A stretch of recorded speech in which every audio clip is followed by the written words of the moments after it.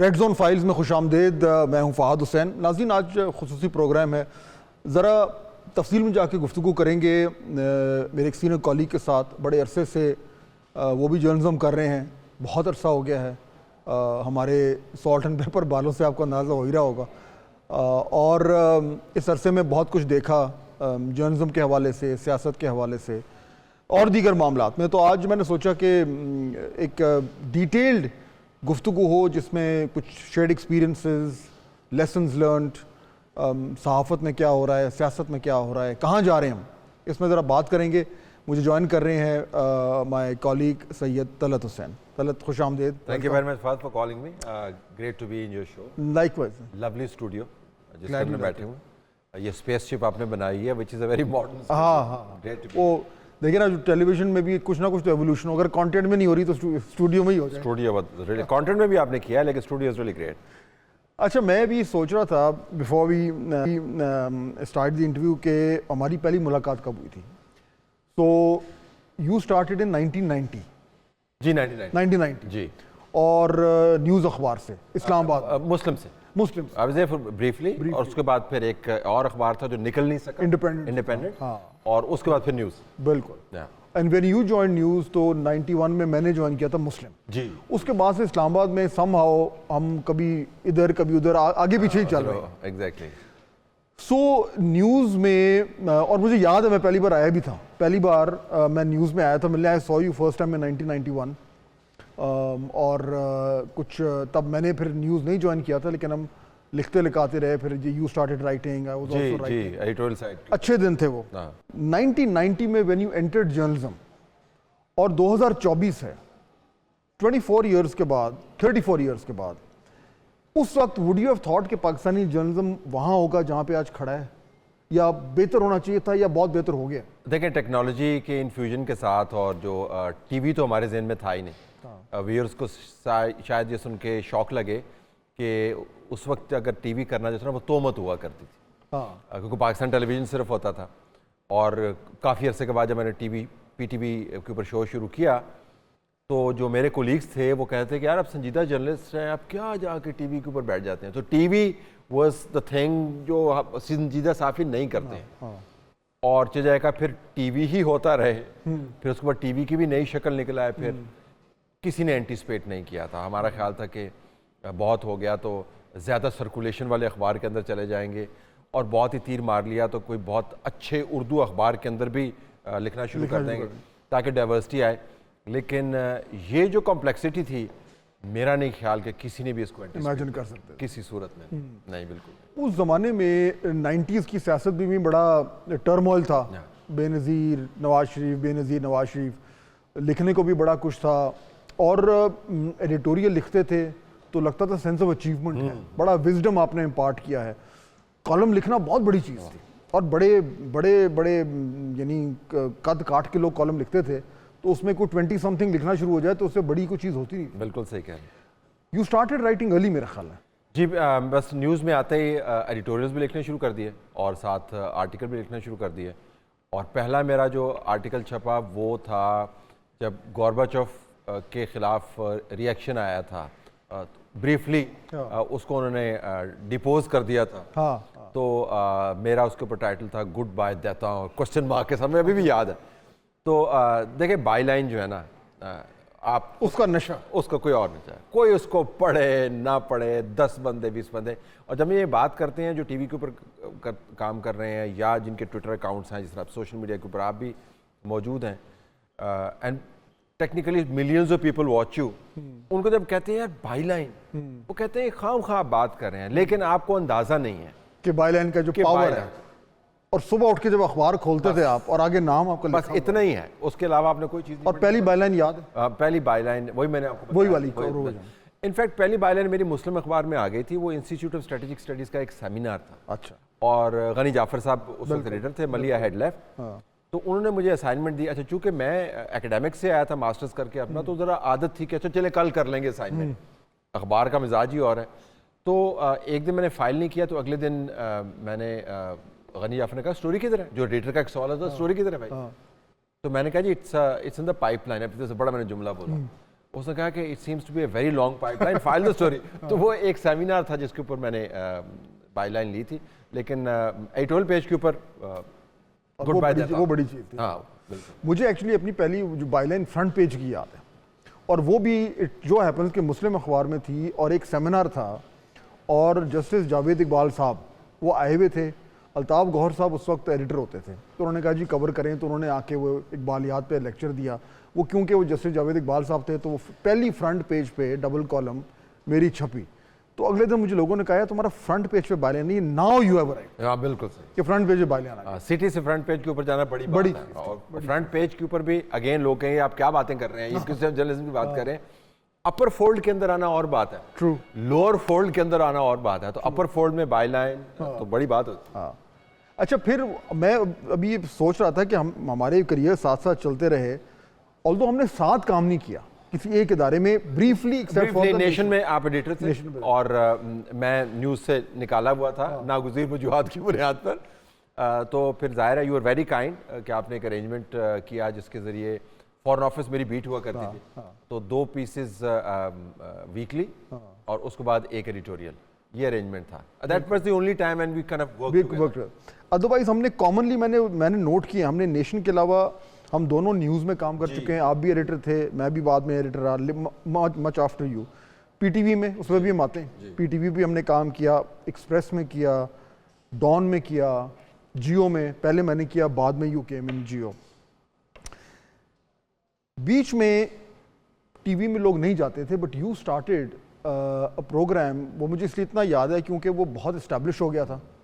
PTV के programme ड्रामों के अलावा इस्टेब्लिश नहीं होते, करंट अफेयर्स तो बिल्कुल नहीं होता था, बिल्कुल नहीं होता था। वो हुआ था, और मुझे इसलिए भी याद है कि सुबह 8 बजे आप मुझे भी उठाएगा। आई नो रात को 2-2:30 बजे सो के और 8 बजे सवेरे सवेरे के प्रोग्राम में आना।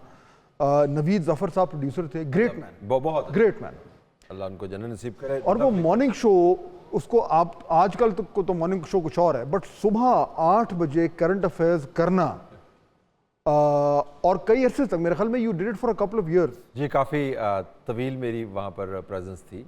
उसके बाद फिर वो तब्दील हो गया क्योंकि हमें प्रिंट का थोड़ा सा नशा था, तो एडिटोरियल इंडिपेंडेंट लाइन लेने की कोशिश की, और वो मोटरवे के ऊपर मैंने ली। मोटरवे की जब इनागुरेशन हुई थी तो इसका बड़ा उन्होंने खड़ा किया। मैंने अपने लाइव करंट अफेयर्स के उस सेक्शन में उसको लिफ्ट नहीं कराई, तो मियाँ साहब नाराज़ हो गए। फिर उन्होंने कहा जी अड्डे बड़े सी जी चंद तो नज़र आती है कि सड़क तुसी उन्होंने इनागुरेट किया, अगर तुसी लिफ्ट नहीं कराओ, वो भी पीटीवी के ऊपर, तो वहाँ से अब मामलात ख़राब हो गए। लेकिन ये पीपल्स पार्टी का दौर था, और वो जो एमडी पीटीवी थी, जी बिल्कुल स्टार्ट वहाँ से हुआ था। उसके बाद जब निकाला गया ना, मैं उस वक्त की बात करूँ, लेकिन आने वाला जो था मोहतरमा शेख साहिबा, जो राना शेख जो हमारे फॉर्मर फॉरेन सेक्रेटरी, उनकी बेगम थी। जी बिल्कुल। और उस जमाने में तलत मुझे याद है कि इनोवेशन, एक तो this was a big innovation. अच्छा, उन्होंने एक और इनोवेशन की थी जो फिर it never got off the ground. वो था कि उन्होंने कहा कि जी 9 बजे का उस जमाने का मिड-90s का खबरनामा, उसको भी चेंज कर। जी बिल्कुल। अच्छा, उसमें उन्होंने एक पायलट बनाया जिसमें उन्होंने मुझे बुलाया, और गैस करें कि वो पायलट प्रोजेक्ट का हेड कौन था? कौन? Shoaib Mansoor, the famous director. उन्होंने शोएब साहब को कहा कि यार आप बनाएंगे। वो हम एक्चुअली आए, उसका एक पायलट भी बना था। उसमें इफ आई रिमेंबर करेक्टली हमारे कॉलीग मोहम्मद मालिक जो हमारे साथ इधर ही काम करते हैं, I think he was also involve in that.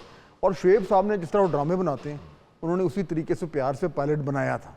और बाकी में उस ज़माने की खबरों के हवाले से वो एक बड़ी नई इनोवेटिव बनी थी। वो मेरे ख्याल में फिर उसके बाद वो गवर्नमेंट आगे पीछे हो गई और सारा फारग हो गया, and TV reverted to what it was. So innovation बहुत थी, but Savere Savere was ground breaking also in terms of your career because of giving you that access to television that way. देखिए अगेन व्यूअर्स को ये भी पता होना चाहिए कि हर चीज़ प्लानिंग के साथ नहीं है।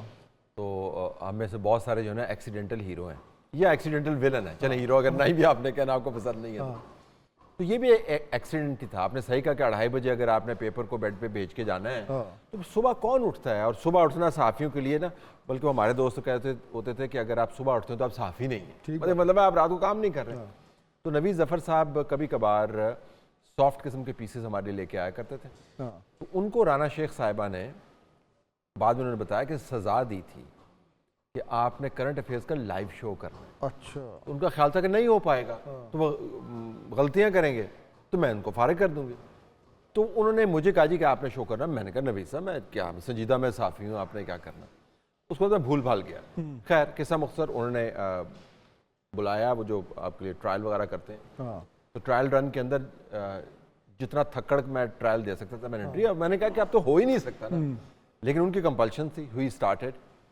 तो अल्लाह भला करे पीटीवी के जो मेकअप आर्टिस्ट हैं, क्योंकि एक तो पीटीवी का जो मेकअप करते थे ना वो तहदार जो है वो ड्रामा वाला मेकअप होता था, उसकी वजह से जो नींद भरा चेहरा होता था ना वो बच जाता था, वरना बहुत अजाब लगता था। बी ऑनेस्ट विद यू, आपको सुबह 6:30 बजे उठना पड़ता था, पीटीवी की गाड़ी आती थी, फिर आपको वहाँ पे लेके जाते थे। फिर but Naveed was a wonderful person editorially.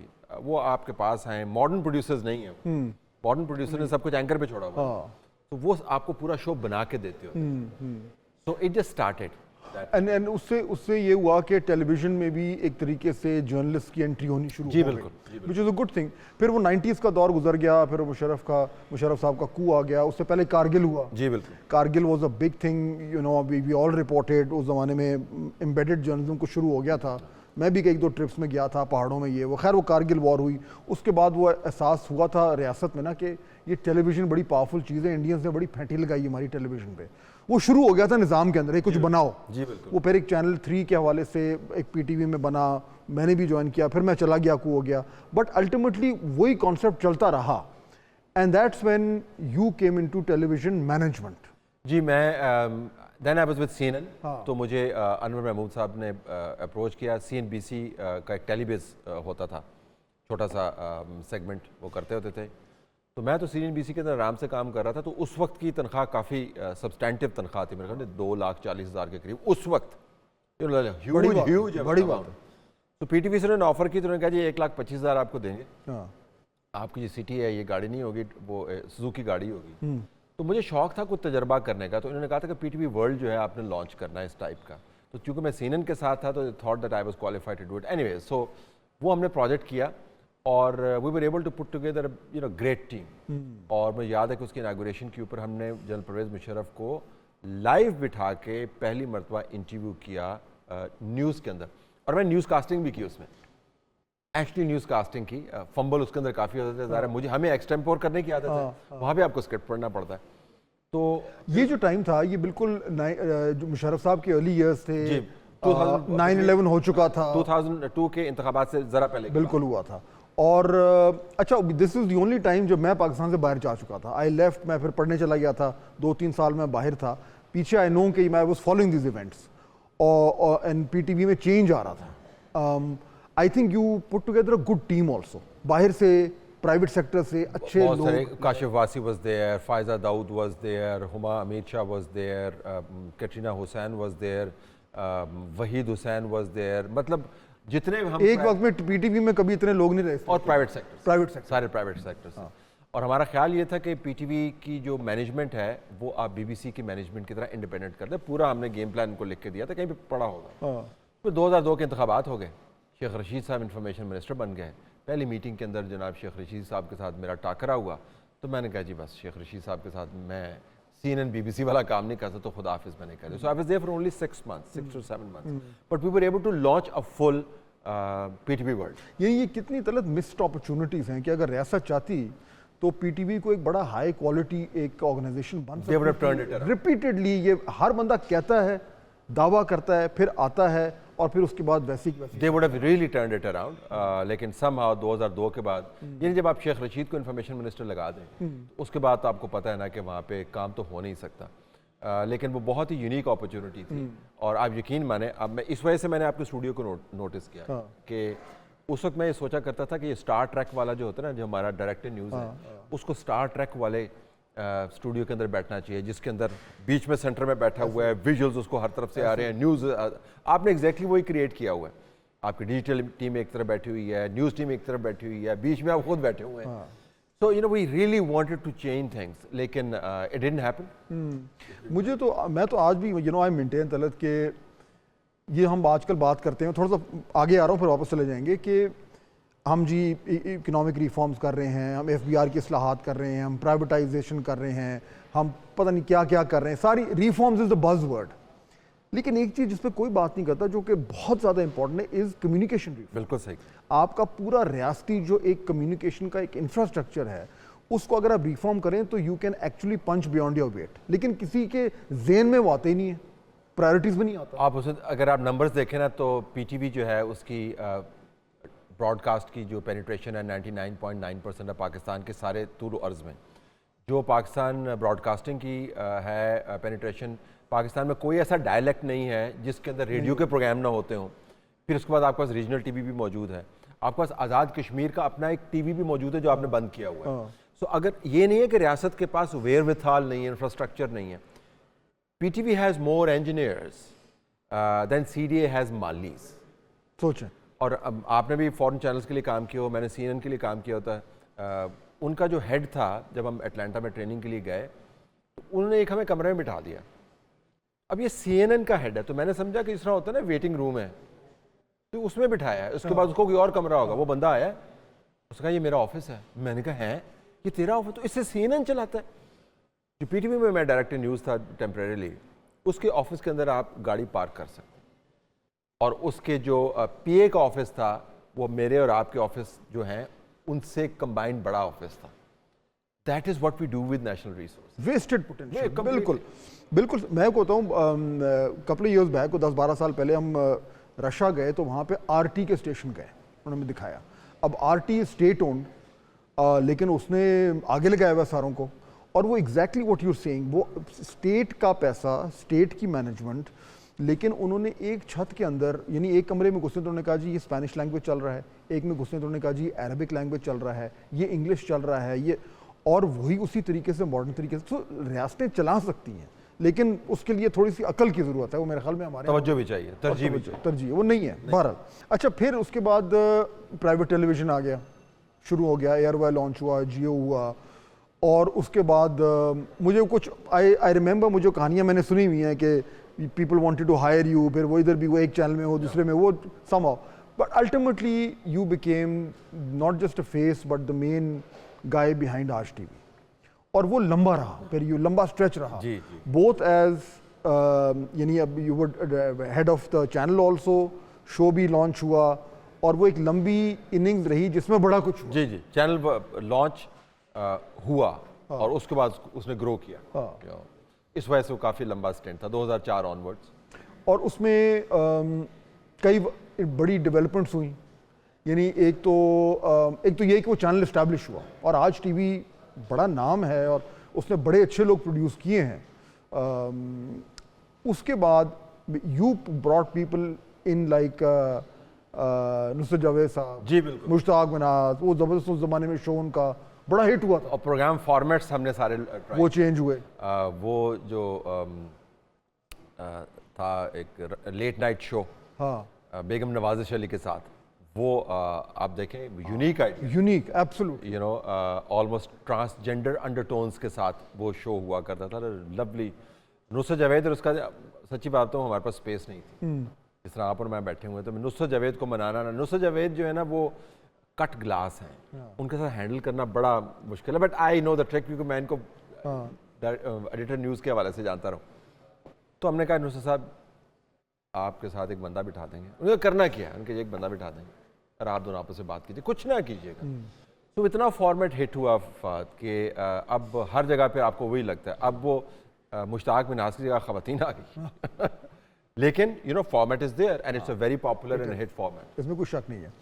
और फिर उसमें आज टीवी के, क्योंकि मुशर्रफ ईयर्स थे, जी, और फिर टर्मोइल शुरू हो गया था, और फिर वो वी हैड अर्थक्वेक, जिसको हमने बहुत अच्छी तरीके से, बहुत बड़ा इवेंट, बिल्कुल बहुत बड़ा इवेंट, और वो टेलीविजन के लिए भी उस ज़माने में it was a huge story.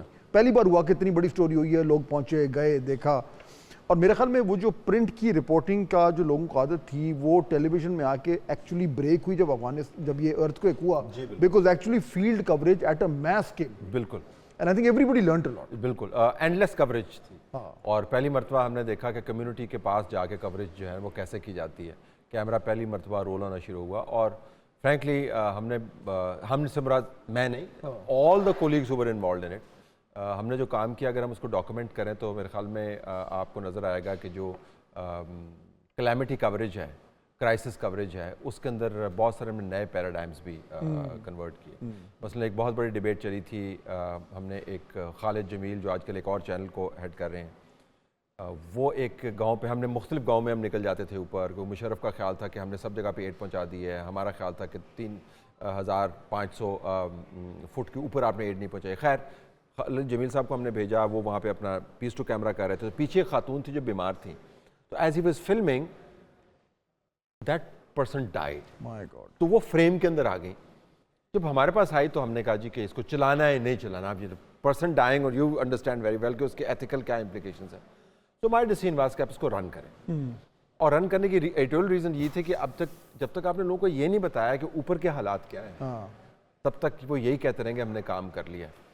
तो इस किस्म के भी बड़े बड़े फैसले एडिटोरियल जस्टिफिकेशंस के साथ we learn from that crisis a lot. बिल्कुल। और उसमें I have to take a quick break, but उसमें एक यूनिक सी एक सूरत हाल थी कि पूरी कौम में भी ना एक अलग किस्म का, वो कौम जो हर वक्त बटी होती है, डिवाइडेड होती है, that was one time way you could feel everybody coming to. कमाल जज्बात, एक नई चीज़ थी पाकिस्तान की, कमाल जज्बात वो भी था। और उसके बाद मेरे ख्याल में 2010 से 11 के जो फ्लड्स थे उसमें भी था।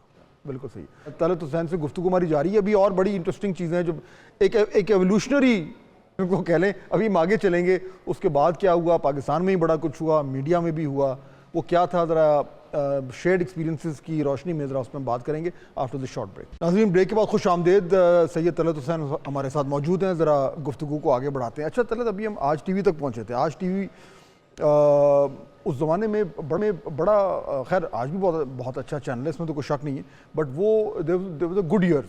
और वो क्योंकि चैनल उस टाइम कम ही थे, बाकी तो फिर एकदम बाद में आए हैं, तो तब उसकी बड़ी अच्छी जगह बन गई थी। उसमें दो मुझे वाक़यात जो हैं वो याद आ रहे हैं as a viewer, as a journalist. एक तो जो कराची में जब फायरिंग हो गई थी 12 मई वाली, जी, और वो लाइव था and you were there on the roof. वो सडनली क्या हुआ था, हाउ, यानी वो लाइव फायर आज टीवी के ऊपर आना शुरू हो गया। देखें, एक तो ये तो it was related to the lawyers movement. तो चूंकि उस वक्त इफ्तिखार चौधरी कराची आए हुए थे, मुशर्रफ ने कहा था कि उनको एयरपोर्ट से बाहर नहीं निकलने देना, तो MQM को उन्होंने फिर अनलीश कर दिया। तो जिस तरह तमाम लोगों के साथ होता है, तो हम सुबह निकले और मोटरसाइकिल के ऊपर घूम रहे हैं, तो the whole city was complete chaos, मतलब कोई ना पुलिस वाला ना कुछ। तो फायरिंग की आवाज़ें आनी शुरू हो गई। मेरे ख्याल में बार के करीब कोई हंगामा हो रहा था। तो मैं याद है मैंने अपनी बेगम से बात की, तो कहा जी कि आपको पता नहीं है शायद, क्योंकि आप तो मूव कर रहे हैं, तो हर तरफ फायरिंग हो रही है, तो आप वापस ऑफिस चले जाएँ। मैंने मशवरा मान लिया, मैं वापस ऑफिस आ गया। ऑफिस आया तो पटेल पाड़ा के ऊपर वो सामने लड़ाई शुरू हो गई। अब हमने, आपके साथ खुद समझते हैं, सामने अगर आपका वाक़या हो रहा हो तो आपने उसके ऊपर कैमरा तो ऑन करना ही करना है। हमने कैमरा ऑन कर दिया, हमने उसकी लाइव कवरेज शुरू कर दी। अब MQM में कह रही थी जी कि आप लाइव कवरेज कर रहे हैं, जो पटेल पाड़ा से फायर आ रहा है वो तो आप दिखा नहीं रहे हैं, जो हम फायर मार रहे हैं वो नज़र आ रहा है, तो आप इसको बंद करें। मैंने कहा जी बंद तो नहीं करना। तो जब हमने बंद नहीं किया तो फिर आपको पता है मुशर्रफ, MQM, मुस्तफ़ा कमाल साहब आजकल तो और बात करते हैं, इशरतुल इबाद साहब आजकल तो और बात करते हैं, तो वो तो ज़माना ही और था। तो उन्होंने फिर कहा कि अच्छा सारे उधर ही नहीं मारते, कुछ इधर भी मारते। तो फायरिंग उन्होंने शुरू कर दी। तो ठीक ठाक फायरिंग उन्होंने की थी बिल्डिंग के ऊपर। फिर उन्होंने गाड़ियाँ चला दी बाहर, फिर वो दरवाज़ों को धक्के मार रहे हैं। तो जो ज़ुबैरिस थे वो कह रहे थे जी कि हम इसको बंद कर दें। तो मैंने कहा जी ज़मानत आपके पास इस वक्त एक ही है, that you are live. In fact I said to them that if you want to be alive just stay live. तो पता नहीं, मतलब भले लोग थे, उन्होंने मान लिया। तो it was quite scary frankly. And then फिर हमारे रिपोर्टर्स जो थे, जो रिपोर्ट कर रहे थे, उनको भी हमें रीलोकेट करना पड़ा। It was a mess. वो कहते हैं कि जी खबर का जो मरकज़ है वो तो इस्लामाबाद है, लेकिन इस्लामाबाद में रहकर जर्नलिज्म करना और कराची में जर्नलिज्म करना ज़मीन आसमान का फ़र्क है। एंड जो कराची में जिन लोगों ने इन हालात में रिपोर्टिंग की है, hats off to them, really absolute heroes, absolute heroes.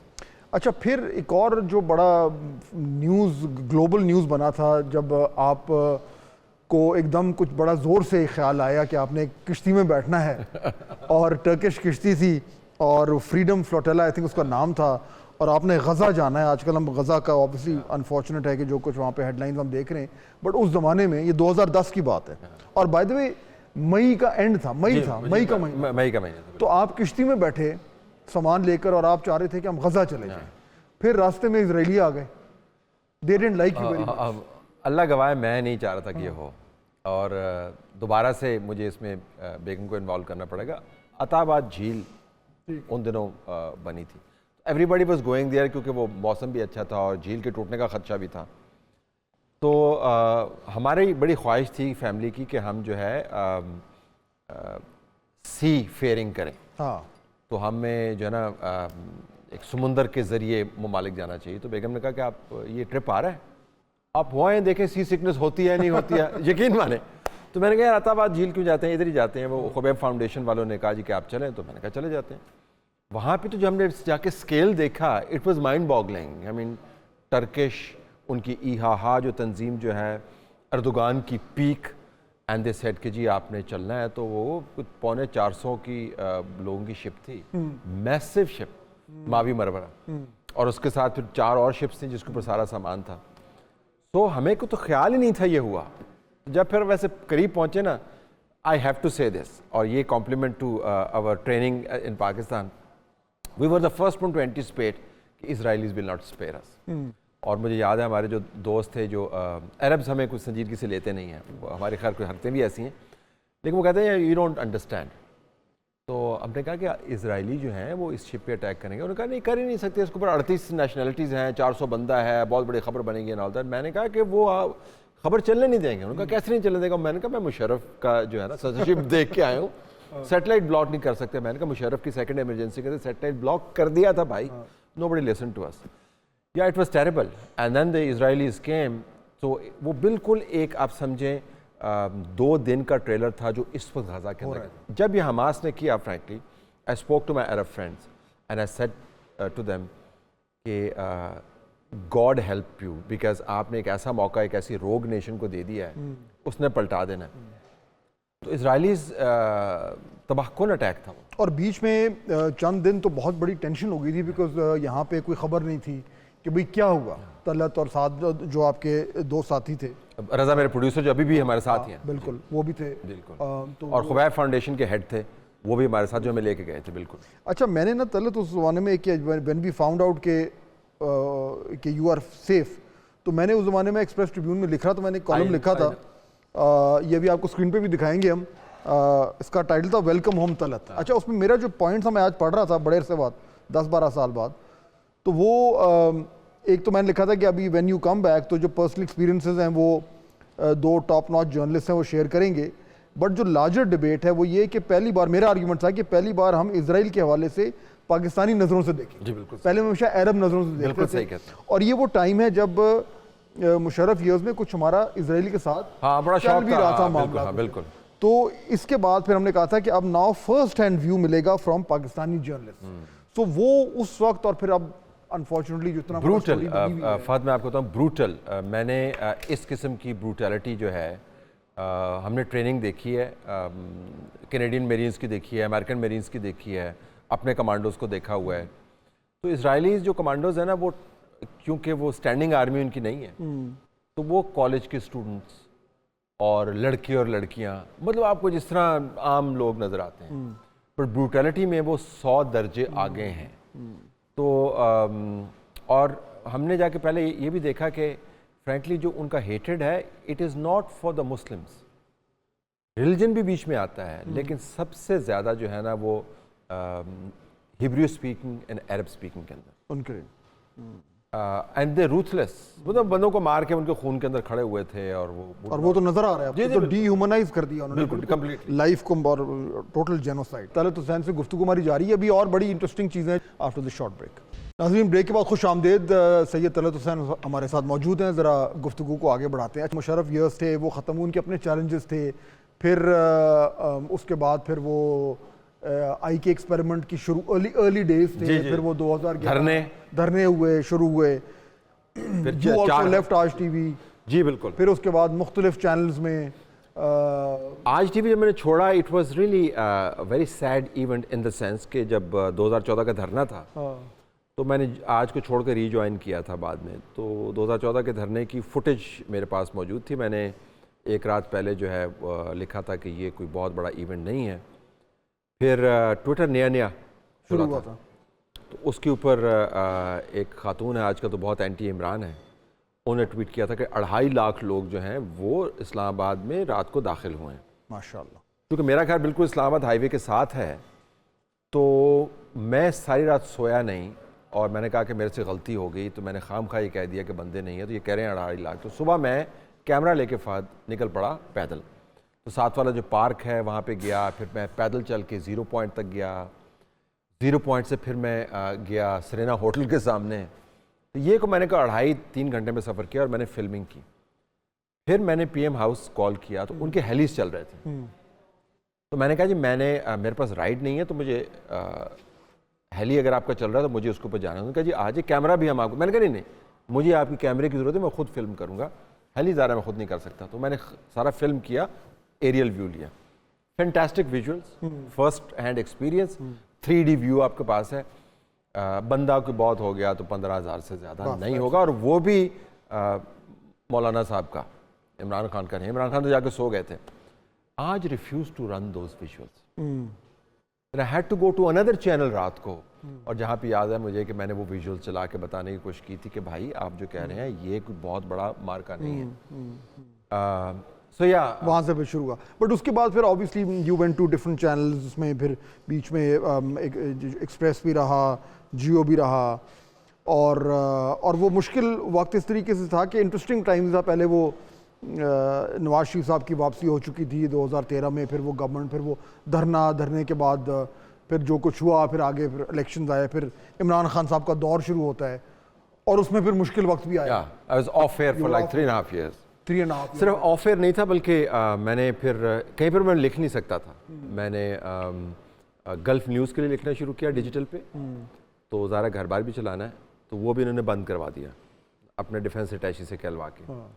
यहाँ पर मैंने इंडिपेंडेंट उर्दू में लिखना शुरू किया, वो भी मेरा उर्दू का आर्टिकल भी बंद करवा दिया। सो दे मेड श्योर कि मैं मतलब ना मैं टीवी पे शक्ल नजर आया, ना मेरी बाई लाइन आई जिसके बारे में हम इतनी चाहत से बात कर रहे थे। So that lasted for like 3.5 years। हमने तो हमेशा ये पढ़ा था तलत कि reporting is the foundation, authentic news लोगों को देना। हमारे यहाँ वो कितना को बड़ा क्राइसिस खड़ा हो गया, यानी प्रिंट से टीवी से डिजिटल आ गया, लेकिन क्राइसिस ऑफ रिपोर्टिंग जो है वो मजीद ज़्यादा जो बहरानी कैफियत, क्योंकि कोई फैक्ट रिपोर्ट करने को तैयार नहीं है। फैक्ट रिपोर्ट करने के लिए आपको मेहनत करनी पड़ती है। आप इतना बड़ा चैनल चला रहे हैं, आपको पता है कि आपके 1 मिनट 20 सेकंड का जो न्यूज़ का पैकेज है उसके ऊपर इतनी ही मेहनत लगती है जितनी 2 करंट अफेयर्स के शो के ऊपर 2 करंट अफेयर्स के शो के ऊपर लगती है। ठीक बात है। सो वो न्यूज़ गैदर करना, लोगों से बात करना, फिर फैक्ट उनको बताना, और अपने आप को रिस्ट्रेन कर देना कि आपने इसमें अपनी राय शामिल नहीं करनी। ये आजकल बहुत ज़्यादा आपको पता है ना कि अब तो जर्नलिज्म जो है वो 90% चवलिज्म भी बन गया है कि वो उसके अंदर चवलें आप जितनी मारते हैं उतनी आपके आई बॉल ज़्यादा होते हैं, और आर्ग्यूमेंट होता है जी बिकता नहीं। हाँ, so you know nobody wants to really report facts. Fact की मार्केट फाद मौजूद है। यू अंडरस्टैंड के न्यूज़ अगर आप बीच में से निकाल दें तो व्यूज़ की वैल्यू नहीं रह जाती। लेकिन मैंने तो ये देखा है फाद के लेकिन है फैक्ट की market, you really think so? आजकल फैक्ट्स कौन, व्हाट्सएप ये वो जी, जो मुझे सूट करता है वो ठीक है, वो इसी वजह से मुझे ये लगता है क्योंकि हमने आरा का ग्लट इतना पैदा कर दिया है तो लोग उसी को रिगर्जिटेट कर रहे हैं। इसके अंदर कहीं पे आप फैक्ट डालना शुरू करें और उसको प्रोफेशनल अंदाज से प्रेजेंट करें तो आपके लिए फैक्ट की थोड़ी सी स्पेस बन जाएगी, उसके गिर्द भी कुछ डिबेट होगी, लेकिन वो तो कोई कर नहीं रहा। लेकिन हमने ये देखा है कि जो फैक्ट रिपोर्ट करने वाली स्किल है वो भी अब ख़त्म होती जा रही है। इसलिए क्योंकि अब उसकी डिमांड ही नहीं रही और लोग उस तरफ जाते भी नहीं हैं, क्योंकि वो चलता नहीं है। लोग जाते हैं जी बैठो माइक लगाओ, कोई आउटरेजियस बातें करो, उसमें लाइक्स और आसान तरीन का। सो ये तो फिर एक थोड़ी सी तशवीशनाक बात है। थोड़ी नहीं, बड़ी तशवीशनाक बात है, क्योंकि हम सब जिन्होंने अपनी आरा को फैक्ट के साथ जोड़ने का फ़न सीखा है, देखिए हर राय जो है ना वो मोतबर नहीं होती। आप अगर मैं आपको कह दूं कि अब इस वक्त दिन है रात नहीं है, तो ये तो मेरी राय तो हो सकती है लेकिन मोतबर राय नहीं है, क्योंकि फैक्चुअली इनकरेक्ट बात कर रहा हूँ मैं। तो ये फैक्ट को राय के साथ जोड़ना ये स्किल का काम है। तो वो फिर वो जनरेशन तो अब ख़त्म है। You and I frankly without self complimenting नहीं कर ले कॉम्प्लीमेंट थोड़ा सा, are the last of the Mohicans, I will be honest with you. हम और हमसे कोई 2-4 साल बाद आने वाले लोग, जिनको पता है कि जब आरा का इजहार भी करना है तो उसकी फैक्चुअल ग्राउंडिंग क्या होनी चाहिए, इसके बाद तो फिर हल्ला शेरी है। तो फिर फ्यूचर ऑफ जर्नलिज्म, तो फिर इसके ऊपर एक सवालिया निशान है। देखिए ना, एक तो जनरली एक इंटरनेशनल डिबेट भी है तलत कि भाई जर्नलिज्म की फील्ड का, मैं जब कोलंबिया में था तो उस ज़माने में डिबेट्स होती थी, वो 20 साल पुरानी बात है, लेकिन अब ये डिबेट हो रही है कि भाई जर्नलिज्म AI के दौर में जिस तरह हो रहा है कि जी कुछ प्रोफेशन एक्सटिंक्ट हो रहे हैं डायनासोर्स की तरह, तो जो जर्नलिज्म भी है वो भी एक्सटिंक्ट हो जाएगा प्रोफेशन, क्योंकि टेक्नोलॉजी और जो every person as the reporter and consumer, उसकी वजह से ये प्रोफेशन का जो एक स्ट्रक्चर्ड फॉर्म है ये ख़त्म होने जा रहा है। ये आपने बड़ा ज़बरदस्त लफ्ज़ इस्तेमाल किया, स्ट्रक्चर्ड फॉर्म। मुझे लगता है फ़हद कि स्ट्रक्चर्ड फॉर्म ख़त्म हो जाएगा, लेकिन फैक्ट की ज़रूरत बरकरार रहेगी, स्किल फैक्ट को सिफ्ट करने की, एनालाइज करने की, पर्सपेक्टिव डेवलप करने की। तो हमारे और आप जैसे लोगों के लिए चैलेंज ये है कि जो नई टेक्नोलॉजी है, पुराने प्रिंसिपल्स के पेश नज़र, जो आपने कहा था ना, मेरी पहली बायलाइन फ्रंट पेज के ऊपर आई थी, उसके अंदर आ रहा आपने फैक्ट ही रिपोर्ट किया होगा, उसको इस्तेमाल करें और मैरी करें उसको डिजिटल मीडियम्स के साथ। मेरे ख्याल में मांग मौजूद है।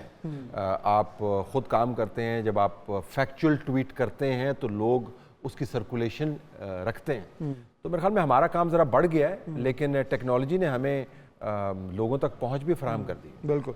Finally let's wrap up this very interesting conversation. Talat 34 years, print, TV, reporting, editorial writing, prime time, then digital, then YouTube, and let's see आगे किधर जाते हैं। 34 years, when you look back, do you smile?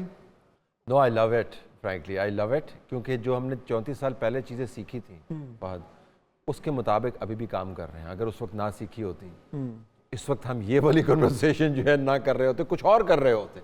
तो मैं तो I am very happy that we had the best of experiences, that we learned this sort of fundamental of journalism.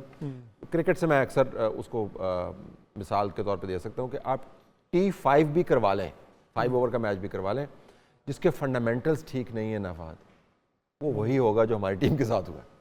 Fundamentals have to be wrong. अब जो मर्जी medium इस्तेमाल करें। ठीक। Talat, thank you so much for joining us, great conversation. नाज़रीन, आज की गुफ्तगू इंशाल्लाह आपसे जल्द मुलाकात होगी। अल्लाह हाफ़िज़।